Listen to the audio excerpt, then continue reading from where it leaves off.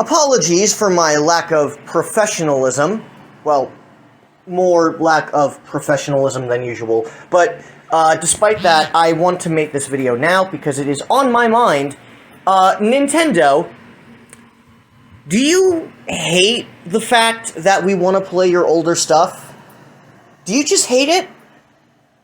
Because we just got... Okay, so a while ago in a Nintendo Direct, the most recent one, we got an announcement of an online expansion pass, which was stupid for various reasons, but it was essentially a way for you to play N64 games as well as Sega Genesis games.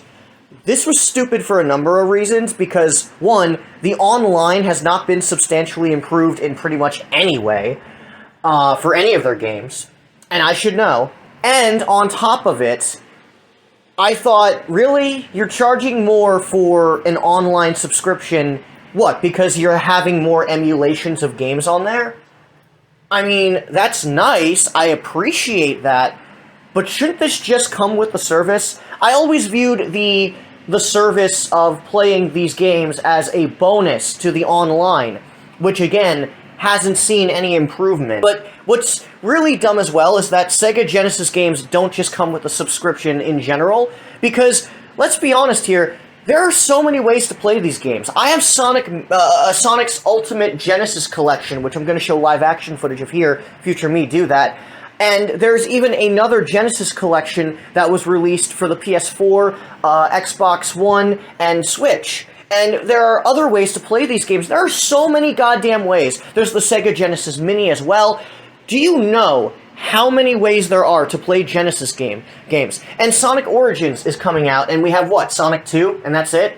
I mean, I like Sonic 2, I do, but I like Sonic 3K as well, and that's not a part of it, or at the very least, the lock-on part isn't going to be part of it, if it even is a thing. I don't even think it's even a part of the collection. Like, we have so many ways to play these games, and the list that they have for these consoles is kind of paltry. The Nintendo 64 one is kind of okay, it's a decent starting point, but even then, it's not worth an extra $5, $10, which was what I thought it would be.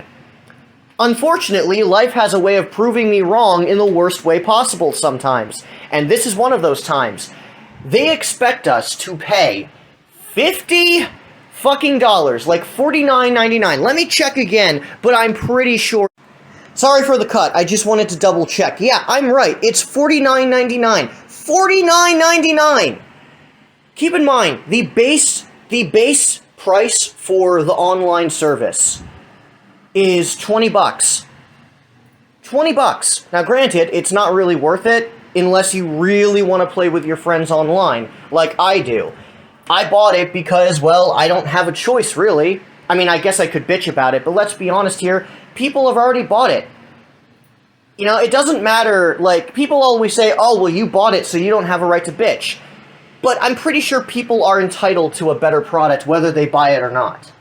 So I don't really buy that excuse. I understand why it's a thing, but still. But this expansion, for $30, for N64 games we can still buy on Wii U, we can emulate very easily, and Genesis games which have been re-released by the truckloads. In fact, most of those re-releases are actually better deals because you get more out of them. There are so many ways to play those games.